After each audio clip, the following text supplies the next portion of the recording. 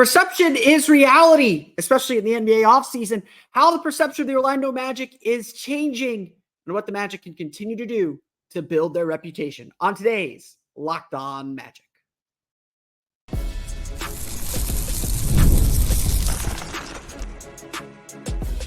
You are Locked On Magic, your daily Orlando Magic podcast, part of the Locked On Podcast Network, your team every day. And you are indeed Locked On Magic. Today is August 26th. It will be August 27th, 2024. My name is Philip Rossman-Reich. I'm the senior writer over at OrlandoMagicDaily.com. Of course, follow me on Twitter at PhilipRR_OMD. On today's episode of Locked On Magic, the NBA 2K ratings are out. The Orlando Magic are in the top 100. We'll talk about what that says about perception of the Orlando Magic and how the Magic need to keep changing those perceptions. We'll get to that on today's episode of Locked On Magic. But before we do that, we want to thank you again for making Locked On Magic part of your day every day, no matter when you listen to us, whether it's first thing in the morning, whether it's right when we upload. We truly appreciate you making Locked On Magic part of your day every day. Remember, there's a great Locked On podcast covering every single team in the NBA. Just search for Locked On and the team you're looking for. The Locked On Podcast Network, it's your team every day. Today's episode of Locked On Magic is brought to you by Game Time. Download the Game Time app, create an account, and use code LOCKEDONNBA for $20 off your first purchase. Terms apply. Download Game Time today. What time is it? Game time. So, over the past couple weeks, NBA 2K, in anticipation of the release of the video game next week, has released the top 100 players in the NBA, at least in the game. And look, I am one that doesn't necessarily care so much about that. I play the game. I like the game. I enjoy the game.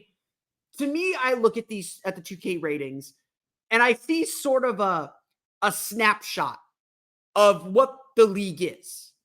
A video game player is very different than a real life player. And on top of that, they're trying to push a video game. They're trying to push and sell a game. The players that they choose to highlight, the players that they choose to make my team cards of, that they decide to rate higher because they know that's who players want to play, says something about the league. Magic fans have been obsessed with this. And I know, at least when I was younger too, this is something that Magic fans were obsessed with. How is the league viewing our little team? How is the league perceiving our little engine that could? What does it say about the Magic and their place in the NBA? This stuff does not matter. At the end of the day, go out, win your games. That's going to take care of everything else. Win your games, be in the conference finals.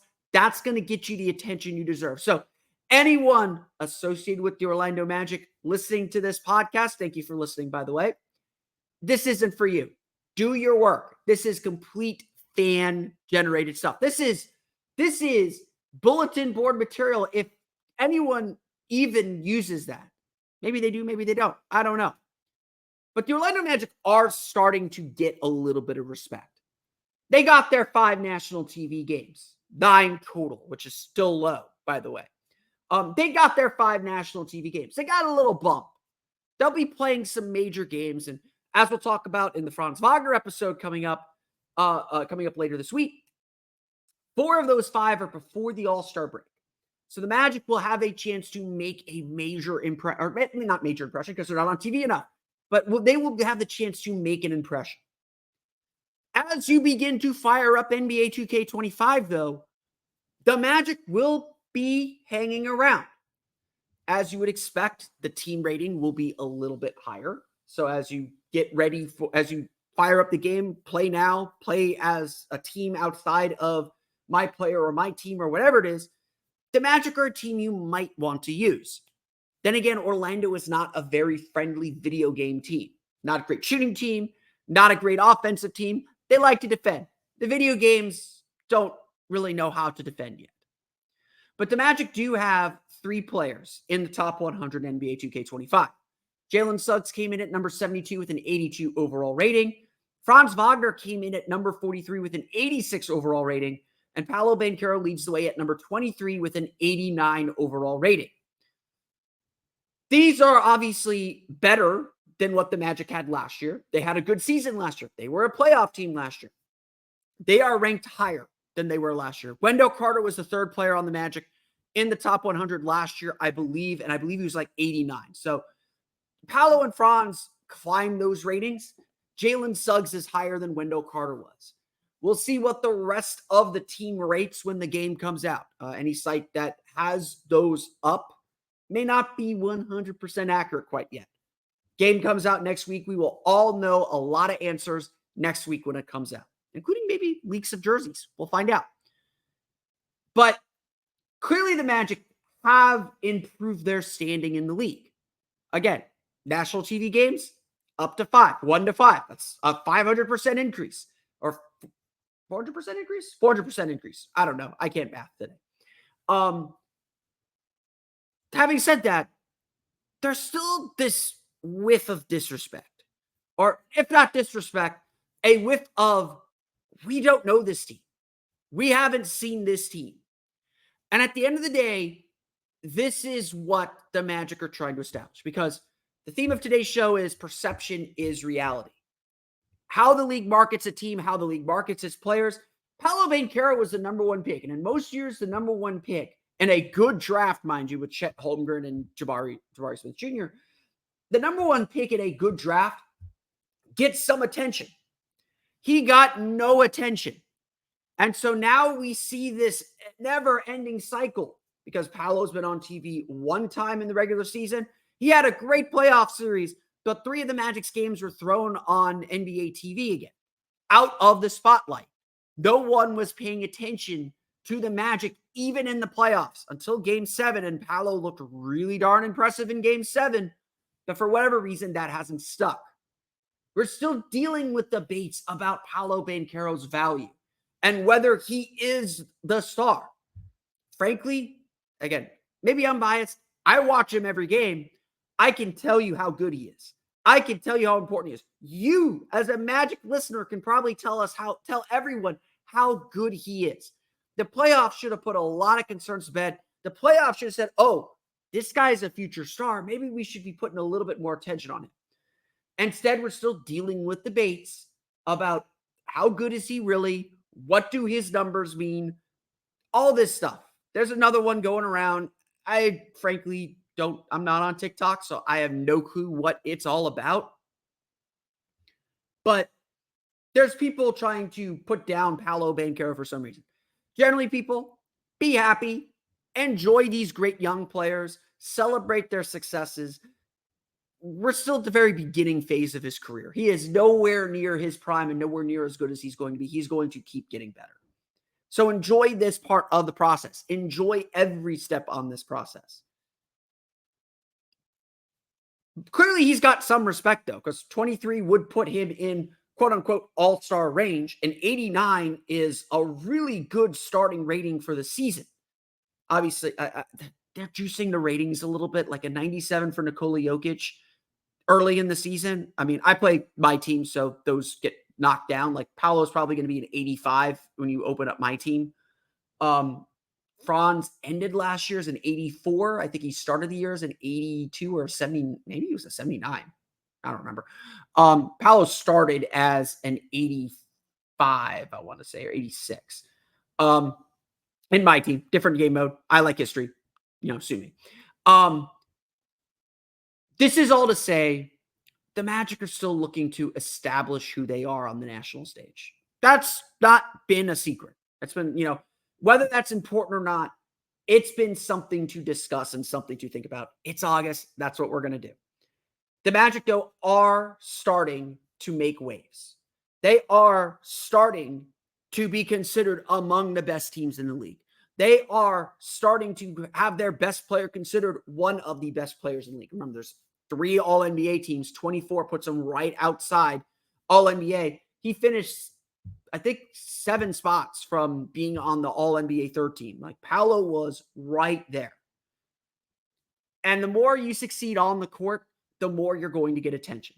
The Minnesota Timberwolves are a great example.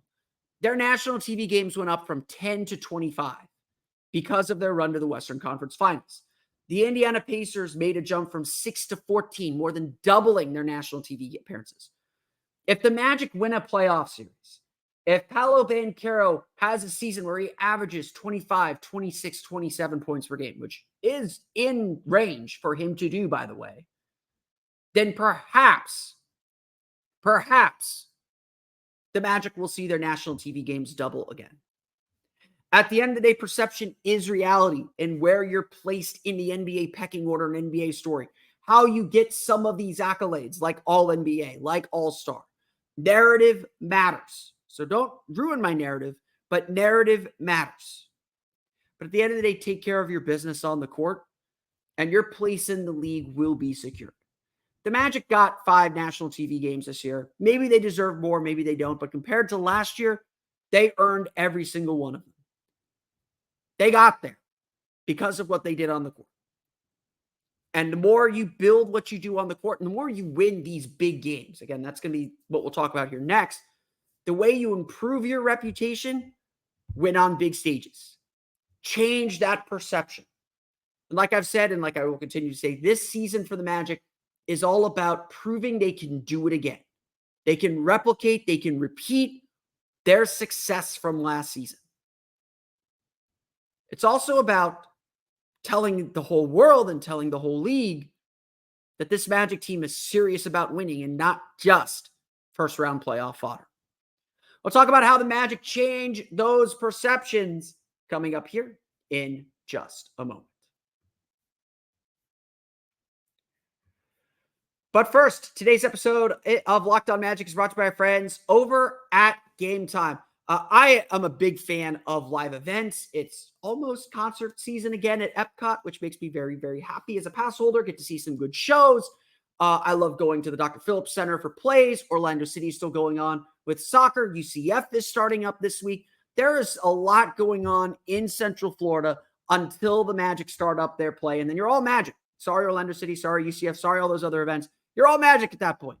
Well, if you're trying to get to any of these great events in town, Game Time is the place to go. They have the new feature called Game Time Picks that makes getting tickets for your favorite live events even easier. Game Time Picks filters out the fluff to show you only incredible deals on great seats so you don't have to waste time searching through thousands of tickets.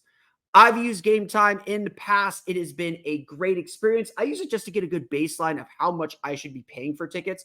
They give you the great panoramic digital views of your seats so you know what the view will be like from your seats. Their customer service is amazing. They helped me so much with the problem I had with tickets for one event that I went to. Game Time is the place to go for tickets. You can actually toggle in the all-in pricing feature too to show the total upfront with no surprise fees at checkout. That's what's always confusing about going to some of those other ticket sites. Game Time takes that confusion away. They also have the lowest price guarantee. Game Time will credit you 110% of the difference if you find a lower price somewhere else. So take the guesswork out of buying tickets with Game Time. Download the Game Time app, create an account, and use code LOCKEDONNBA for $20 off your first purchase. Terms apply. Again, create an account and redeem code LOCKEDONNBA. That's LOCKEDONNBA for $20 off. Download Game Time today. What time is it? You guessed it, Game Time.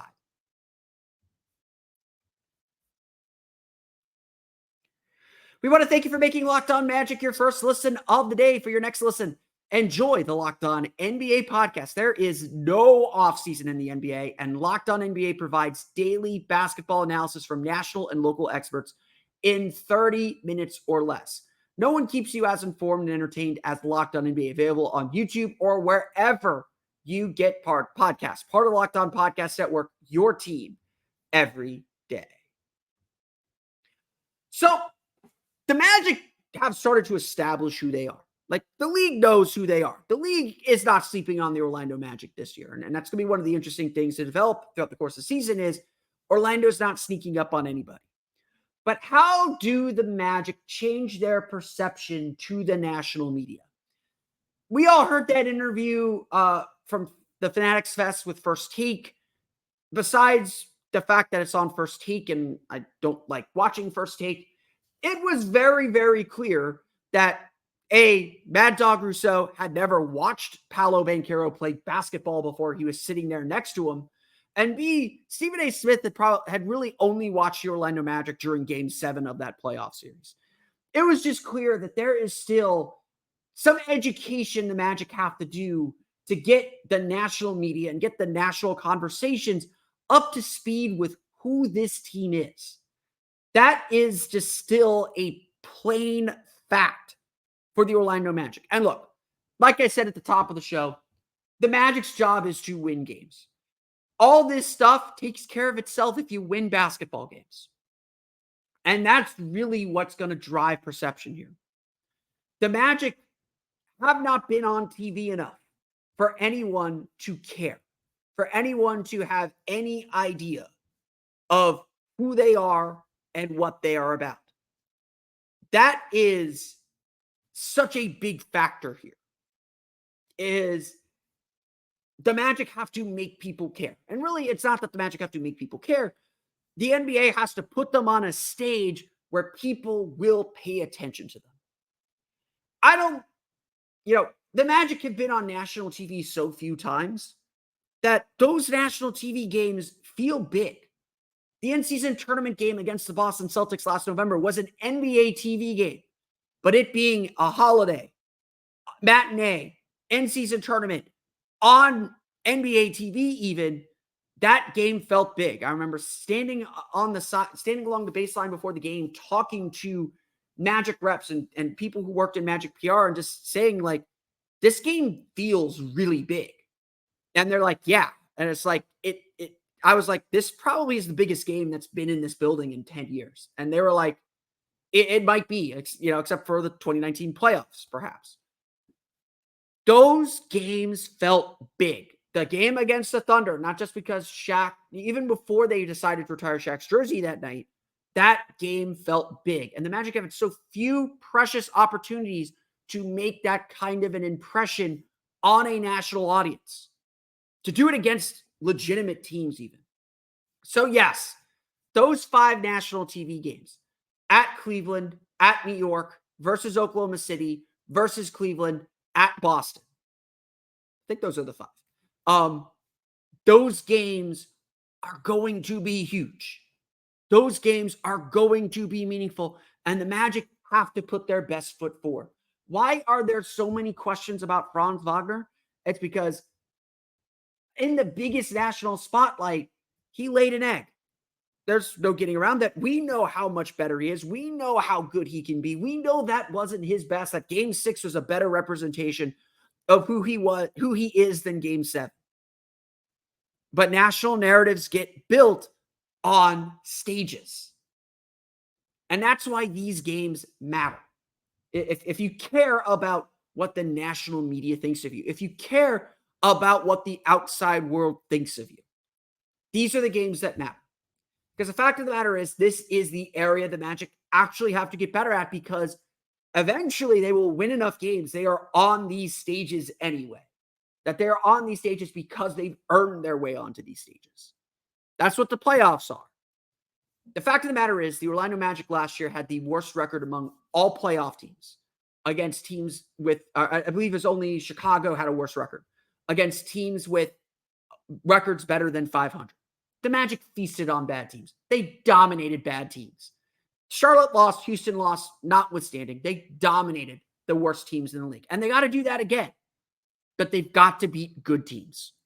They've got to show that they can consistently compete with the best teams in the league. Now, look, they can. They beat Minnesota in Minnesota coming from behind. They swept Denver. They beat Indiana twice, both of them on the road. They beat New York 3 times, with one of those wins coming on the road. They beat Cleveland twice. They beat Milwaukee twice. They beat Boston, obviously, in that big game. Kristaps Porzingis was out for most of that game. The Magic know they can beat these teams. Again, I said this yesterday. I will repeat it again here. There is no team the Orlando Magic cannot beat. Someone made a joke. I did an episode a couple episodes ago, doing a deeper dive on the schedule. And someone made the joke, the Orlando Magic schedule is easier now because they don't have to face the Magic. That is 100% true. The Magic are a good team. They are a team that should aim for 50 wins. They won 47 last year. 50 is a very, very reasonable goal for improvement for them. They are very, very capable of beating anybody out there. But to do it with the spotlight on you, to do it when the world is watching, to do it in a way that leaves an impression. So now you start being talked about as a contending team, as a team that can beat these teams. Because frankly, it's still a shock when Orlando wins these games, even as the 5 seed. It's still a bit of a shock. The Magic have to prove themselves over and over and over again. And again, that's the process. That's what the season is. It's a constant test of proving yourself. But the national media doesn't have the bandwidth for 82 games. We sit here, we break down, we talk about all 82 games. Our friends at Locked On NBA, they're not watching 82 games. They're going to watch the big games. They're going to watch Cleveland on November 1st. They're going to watch New York on December 3rd. They're going to watch Oklahoma City. I believe that's on December 21st. They're going to watch Boston December sometime in January 15th or 17th, somewhere in there. They're going to watch those games. And how the Magic perform in those games is going to tell them what to think about the Magic when they get to the playoffs. Again, it doesn't matter to the team. It matters to us fans because we want our team to get the respect that we feel it deserves. And the respect, frankly, that it has earned. The Magic have earned more respect than they're being given by the national media. But they got to go out and earn it all over again. And that's how the Magic are trying to fight for their place in this league. When we come back, we'll talk about how the Magic's offseason is affecting this discussion. We'll get to that coming up here in just a moment. But first, today's episode of Locked On Magic is brought to you by our friends over at FanDuel. You've heard us talk a lot about FanDuel, America's #1 sportsbook. Well, we have something a little different for you. Now through September 22nd, all FanDuel customers can bet $5 and get a 3-week free trial of NFL Sunday Ticket from YouTube and YouTube TV. Then with the YouTube TV base plan, you'll be able to watch every regular season Sunday afternoon out-of-market game. All you need is a Google account and a current form of payment, and you can cancel anytime. FanDuel literally has everything you need or everything you could want to get you ready for any sporting event. You looking ahead to the NBA already? They've got over-unders, putting the Magic at 47.5 when they actually have lines already for opening night, with the Miami Heat favored by 1 point in the Magic's opener on October 23rd. Just 2 months away. We're going to get there very, very quickly. You can also check out early bets for college football, which starts in full this weekend. Thursday's UCF game, the Knights are down to 40.5-point favorites. A lot of action it seems on New Hampshire to cover that 40.5-point spread. You can check that out at FanDuel. Check those games out. Check out all the great odds they have at FanDuel. Just visit FanDuel.com/lockedon to download America's #1 sportsbook.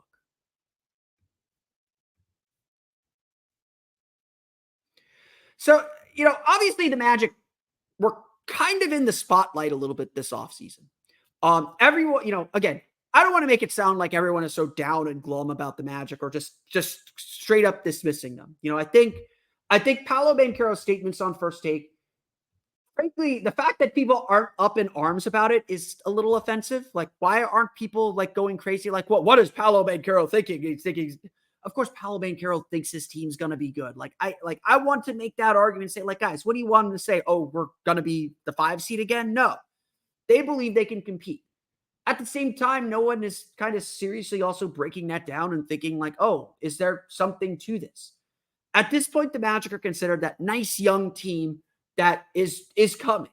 Everyone, I think, recognizes this is a good team. They've established who they are. There's just maybe questions about whether they can get better as they are. And so this offseason was an opportunity to make a splash. And maybe there were some people who are disappointed that the Magic didn't make a bigger splash, whether through trade, whether through free agency. Paul George and Klay Thompson were long connected to the Orlando Magic. I shared my skepticism about both at the time, but either one of those would have put a brighter spotlight on Orlando. Instead, they went with the kind of quieter, still solid, still very well thought of move of going after Kentavious Caldwell-Pope. Now, KCP is going to help this team tremendously. I agree with a lot of the analysis that says the Magic had a really good summer. I think Orlando's done a very good job positioning their books to be better able to go out and make trades.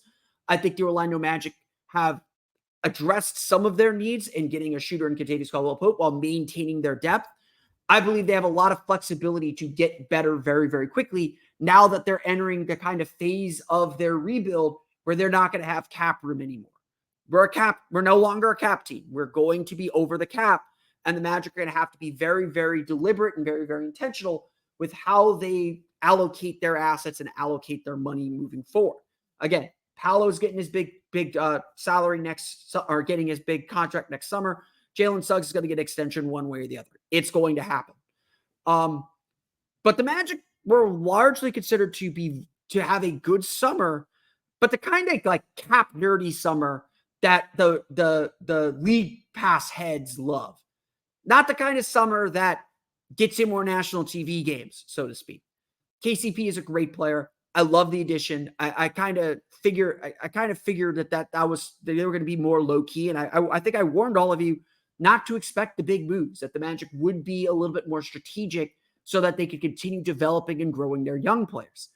That stuff's not exciting. And again, perception is reality. The league thrives on splash. It thrives on headlines. It thrives on doing crazy things. It thrives on Woj bombs and Shams Charania reports. That's not how the Magic operate. They're not seeking that spotlight. They're seeking to just do their work. And again, win games, all this stuff gets taken care of. You can't ignore wins at the end of the day. And again, the Magic won last year. They didn't get ignored. Not completely, at least. The Magic's offseason was a success, at least in my book, because now the Magic, I feel, are better positioned for trades. They're better positioned for that next phase. They stuck with continuity. There was no reason to go away from it. They addressed some needs. They they put some bets on some young players that they think can improve. And now we'll see how they grow from here. This was not a summer where there were a lot of great options. Paul George and Klay Thompson were kind of the best veteran free agents on the market. The trade market never really developed. Again, maybe you can make the argument for DeJounte Murray. I did not think that was necessarily the right move. I didn't think they needed another high usage player, but the trade market didn't really develop for them. Again, maybe for the sake of this argument, Anthony Simons wasn't going to make anyone say like, oh, here come the Magic. That's a big move. They'll be like, oh, that's a big move, but not one that's going to get you more attention, so to speak. Anthony Simons just doesn't have that kind of pull. The Magic as an organization aren't the ones seeking the spotlight. And this summer, again, proved that. The Franz Wagner contract was the biggest news that they made this offseason. And it's been the piece of news that's been most discussed. But at the end of the day, even the people who are critical of doing that say, well, you do kind of have to give him a max. Like he's a borderline max, but if he's close, you kind of give it to them. That's just the cost of doing business in this league. The Magic did some very good things. And it was a very, very good offseason. But again, not the kind of offseason that grabs headlines, which is not how this team operates. Repeating the message of the day, perception is reality when it comes to the national media. Well, the best way to change perception is to change reality. And the way to change reality is to win games. Win games, win big games. And all of a sudden, everything you touch looks a whole lot better. It's the same phenomenon about playoff players. Players who perform well in the playoffs get bigger contracts. They're on the stage. They're in the spotlight. The Magic are still trying to put themselves in the spotlight. They got a little taste of it last year. They got a little taste of it, especially in the playoffs, especially as that series went deeper. People began to see this team and see what they're about and what their whole philosophy, foundation, what this team is about. This year, when they get that spotlight, when they get that opportunity, they need to win those games. They need to show that they won't shrink from the spotlight. that they aren't sort of paper tigers, which will be the argument if they lose a lot of these games. This is the next step. I've mentioned this before. I will mention this again. The goal for the season is to prove the Magic can do it again. At the very least, the Magic have to prove they can do this all again. And then they have to prove they can do more. This is the more. It's about getting deeper into the playoffs. Absolutely. But it's also about showing we are in the conversation, that we are a team you have to talk about. And the way you do that is you get on the stage and you play well and you get people talking about you. That's where the Magic are in the national conversation. They're still trying to get people to chat about them. I want to thank you all again for listening to today's episode of Locked On Magic. Of course, find me on Twitter at PhilipRR_OMD. Subscribe to the podcast on Apple Podcasts, Stitcher, TuneIn, Himalaya, Google Play, Spotify, Odyssey, and all of Family's podcasts to your podcast-enabled listening device. For latest on the Orlando Magic, be sure to check out OrlandoMagicDaily.com. You can follow us there on Twitter at OMagicDaily. And for even more Orlando Magic content, be sure to check out my Patreon page, the Orlando Magic Hub, at patreon.com/Orlando Magic Hub. And as always, thank you for your support. Now that you're done listening to me, be sure to check out the Locked On NBA podcast, where the season never ends, providing national expertise with a local perspective. You can find the link to Locked On NBA in the description, so you don't need to search. It's all part of the Locked On Podcast Network, your team every day. That's going to do it for me today, though, for Locked On Magic. On our next episode of Locked On Magic, it's probably going to be coming Wednesday night, Thursday morning. We will talk what Franz Wagner needs to do to become an all-star, kind of carrying on this theme of this conversation. We'll talk specifically about the steps Franz Wagner needs to take to be an NBA all-star next year. We'll get to that on our next episode of Locked On Magic. But until then, for Orlando Magic Daily and Locked On Magic, this has been Philip Rossman-Reich. We'll see you again next time for another episode of Locked On Magic.